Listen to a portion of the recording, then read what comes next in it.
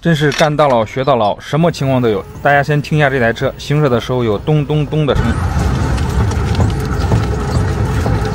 听着应该是左边这个轮子转一圈，这个轮子动一下，咚咚咚的声音。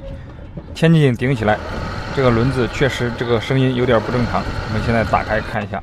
这个声音一般都是轴承损坏的声音。我们打开准备换轴承，发现中间和以前拆的车子少了中间这个大螺丝，没有中间大螺丝。我们先把这4颗固定轮子的螺丝拆掉，观察一下。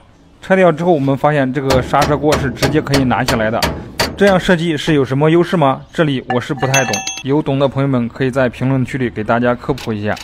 里边固定刹车盘和轴承的4颗螺丝拆掉之后，我们就可以看到里边这个轴承了。 现在就可以看到里边这个轴承确实是坏掉了，里边这个轴承散架了，我们需要把它拆掉，更换这个轴承。之前拆卸半轴的那个工具用不上，后来我们找这个修汽车的朋友借了一个这种工具，这个是修汽车朋友们用的。我们试一下，看能不能把这个半轴给它拉出来，还非常轻松，拉了2下，这个半轴就拉出来了。我们拉出来，我们就看到这个轴承已经完全散架了，只剩这个轴承的内圈在上面。 这个时候怎么砸也砸不掉，这个轴承内圈好像给焊死到上面一样。之前我们换这种轴承，外边都是一个卡簧，把卡簧取下来砸一下，这个轴承就砸掉了。但是这个轴承外边是一个像什么轴承内圈这个套子一样的东西，挡着这个轴承，怎么砸都砸不掉。不知道这个东西是怎么装进去的，应该是液压计或什么东西压进去的。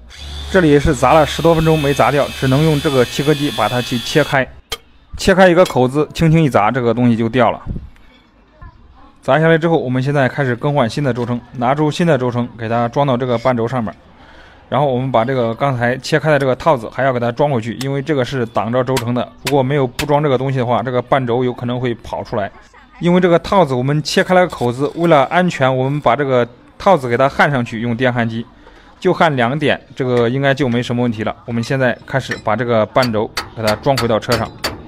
这个半轴和刹车盘是由这4颗螺丝固定到这个车子的后桥上面的。好，我们装好以后，就可以把这个刹车锅还有轮子给它装上去了，这个轴承也就更换完成了。后桥半轴这样设计的车子，我还是头一次换。这里有哪里更换方法不对的朋友们可以指点一下。这里我们试了一下，车子也是正常，可以正常运转，没有什么问题了。